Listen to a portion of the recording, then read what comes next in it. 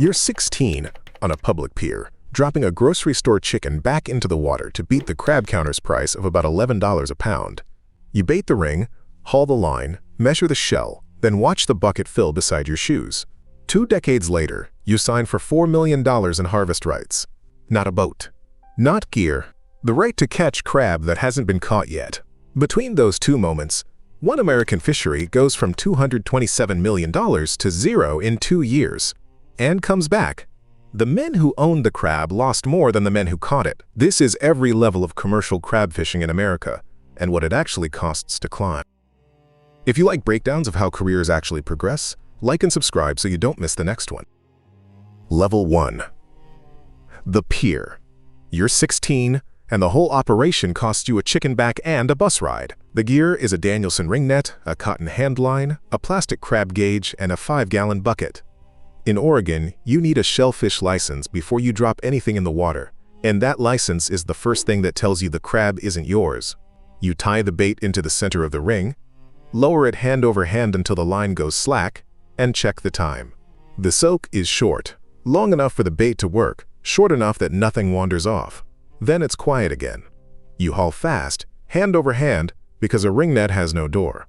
Haul slow, and the crab walk off the rim while the net is still coming up. The first one comes up short. You lay the gauge across the shell and it doesn't reach the line. Back it goes, and so does every female, and that's the first rule of the resource anybody ever teaches you. Rebait, redrop, wait. The counter at the store wants about $11 a pound for snow crab. At Costco, king crab legs run $43.99 a pound.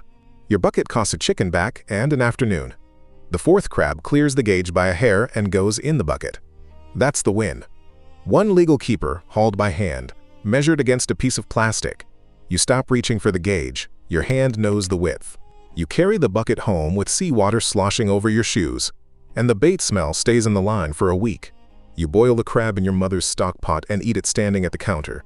Nobody pays you for this, and nobody will for a while.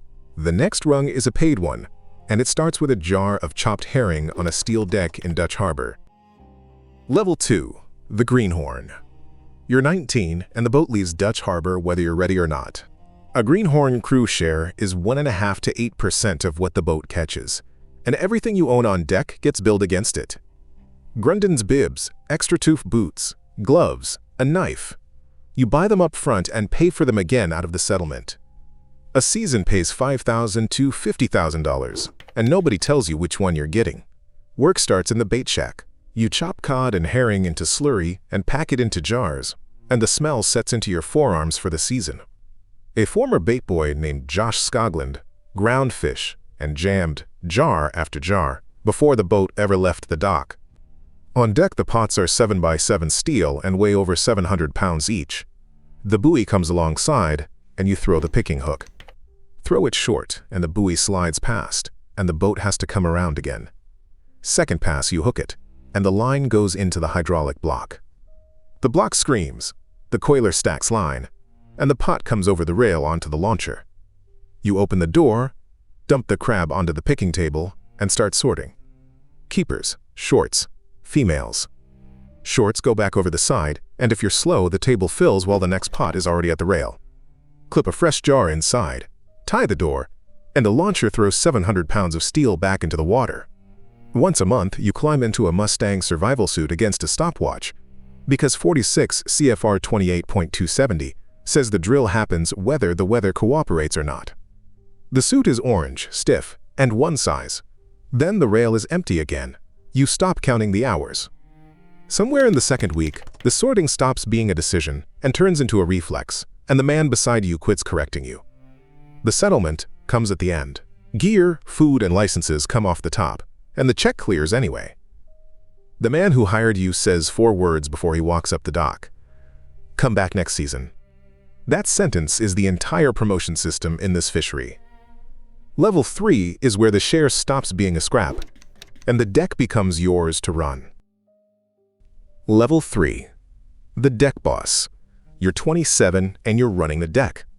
Alaska Bering Sea Crabbers puts a top full share deckhand at about $100,000 a year.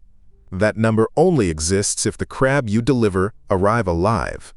Dead crab is dead loss, and dead loss comes straight off the price at the dock. So the job stops being about hauling and starts being about water. You set the string plan off the Furuno plotter before the first pot goes over the rail. A string of pots, spaced along a depth line, marked and numbered. You run the block at a set speed, work the table, and move keepers into the live tanks. The tanks circulate seawater, and the pumps run whether you're awake or not. On the third day, the circulation drops and the water in the port tank goes warm. Warm water means crab dying in the dark, and nobody sees it until you brail off at the tender. You pull the strainer and it's packed with shell and bait. You clear it, prime the pump, and stand there with your hand flat on the pipe until the flow comes back cold. The tank holds. Dead loss at delivery is low enough that the tender never mentions it, and you sign the delivery ticket yourself for the first time. You check the tank before you check your bunk, then the price comes in. In Kodiak, the processors open tanner crab at $2.50 a pound. A fisherman named Frank Miles on the Sumner Strait calls it a slap in the face. Nearly 200 boats tie up rather than fish it. You sit at the dock with a full crew, a fueled boat, and no permission to make money. The fleet holds, and the price settles at $3.25 a pound. The gap sounds small until you multiply it by a full hold. You spend the tie-up splicing line, patching webbing, and hanging bait, because the one thing a tied-up boat gives you is time to fix everything you've been ignoring. The radio stays busy the whole time. Boats trade weather, boats trade bottom, and nobody trades where the crab are. When the fleet goes back out, you fill the boat faster than anyone on the dock expects. Brailer bags come up green and heavy, and the tender scale runs all afternoon. The settlement sheet has your name at the top, and a number you'd have laughed at from the pier. You learn two things at this level: how to keep crab alive, and how to say no to a price. Both are worth money. Level 4 moves you off the picking table and into the engine room, where the thing that kills crab boats isn't the crab. Level 4. The Engineer. You're 3-3, and the deck isn't your problem anymore. The Cummins mains, the hydraulic power pack, and the tank pumps are. Before the season, the Coast Guard runs a dockside stability and safety check, and the boat doesn't leave until it passes. That check started in 1999, and it changed the arithmetic of the entire fleet. The stability booklet tells you how many pots you can carry and where on the boat they can sit. Load past the booklet and the boat rides lower, ices faster, and stops coming back upright. You count the stack against the page, and then you sign for the count. Then you go north. Freezing spray builds on the rail, on the rigging, and on the top of the pot stack. Investigators put 6 to 15 inches of ice on the Scandy's rose before she rolled, and a veteran skipper named Jeff Hathaway took the destination into freezing spray off St. George Island. Both reports sit in a binder in the wheelhouse. The engine room is the only warm place on the boat. You stop trusting the forecast and start reading the rail.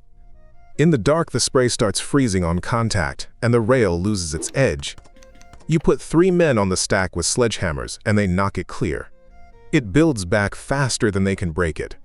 So you go up to the wheelhouse and say the sentence out loud: "The boat is heavy, and the ice is winning." The boat turns for the lee of an island and stops fishing for the rest of the night, and by morning, the rail has an edge again. That call cost a day of fishing and saved everything else. The arithmetic is public. The crab fleet used to lose about 8 men a year, and now it loses under 1. N.I. Osh described the change as flipping a switch. You take the Alaska Marine Safety Education Association course and start running the monthly drills yourself, stopwatch in hand, counting suits. Level 5 hands you the chair, the radar, and every decision that used to belong to somebody else. Level 5. The Skipper.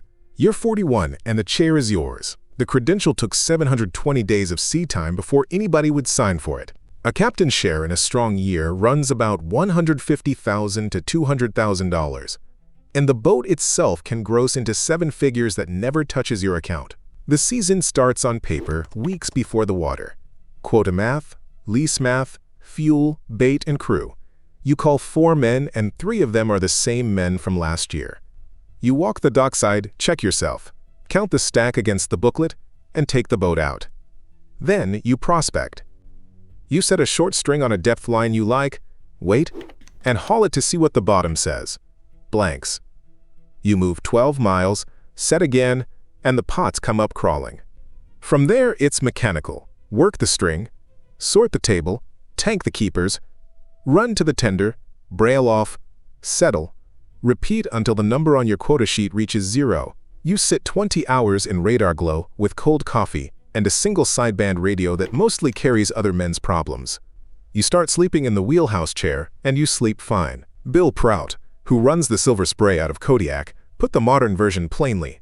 You're not pushed over the limit like we used to be. Nobody is racing anymore, because the crab is already assigned. A television captain named Jake Anderson once grossed $2.5 million in 11 days. Boat money, not pocket money, and that distinction is the whole next level. You fill the boat on the last string of the season, and the crew stands on the rail smoking while the tender's scale runs. The settlement sheet clears, and every man on that deck signs on again before he leaves the dock. But the boat isn't the top of this ladder. The paper is. Level 6 is where you buy crab that nobody has caught. Level 6. The quota owner. You're 48 and you buy something you can't touch. The Crab Rationalization Program of 2005 ended the race for crab and turned the fishery into a list of percentages. Every share is permanent, every share is measurable, and every share can be sold. A pair of brothers in Kodiak borrowed against everything they had and bought $4 million in harvest rights for the Silver Spray.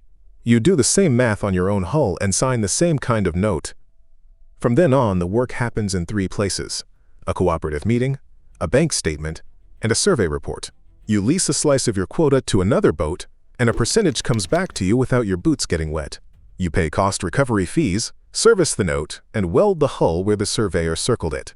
Then the survey comes back wrong. Sowalski and his co-authors reported in Science that more than 10 billion snow crab had disappeared from the eastern Bering Sea. The season closes for the first time in American history, and the value of the fishery drops from $227 million to 0 in 2 years. Gabriel Prout, a Kodiak crabber, said out loud what everyone at the dock was already doing math on. People were going to have to make hard calls about selling their shares. You don't sell, you lease nothing, you fish nothing, and you pay the note out of what the good years left in the account. Federal relief lands at $75.2 million for the lost harvest, split across a fleet and the towns behind it. Your piece of that doesn't cover the note, and it covers enough. You stop checking the price and start checking the survey. The certificate stays in the safe, and the percentage printed on it doesn't expire. The ocean took the crab. It didn't take the right to catch them. 2 years later, the survey comes back different. Final beat. The survey finds enough snow crab to reopen the season at 9.3 million pounds. That's a fraction of the peak. And it's a season. You take the boat out with a crew that mostly came back. And the block screams the way it always has. Here's the part television never got right. NIOSH measured this fleet at 770 per 100,000 workers in the late 90s, and the deadliest deck in America is now one of the ones that sends everybody home. The dockside checks did that. The percentages did the rest, because a man who already owns the crab has no reason to run at a wall of ice to get it first. The other thing television missed is where the money went. It isn't in the haul, or the hold, or the settlement sheet. It's in a sheet of paper in a safe that says how much of a public ocean is spoken for. At the store, snow crab is still about $11 a pound. Some of that $11 is yours before the pot ever goes in the water. The knuckles on your right hand don't close all the way anymore. They close around a coffee cup in a warm wheelhouse, and that's a trade you'd make again. Down at the harbor, there's a kid on the public pier with a 5-gallon bucket and a chicken back, hauling hand over hand, measuring a shell against a piece of plastic. He's saving his family about $11 a pound. In 30 years, he might be buying the crab before anyone catches it, and the ladder between those 2 afternoons is exactly 6 rungs long. Every one of them is still there, because you climbed them in order. The plastic gauge sits on the shelf in your office. The certificate is framed on the wall above it, and the crab, still out there in the dark, is already yours. Outside, the harbor lights burn while the tide keeps moving.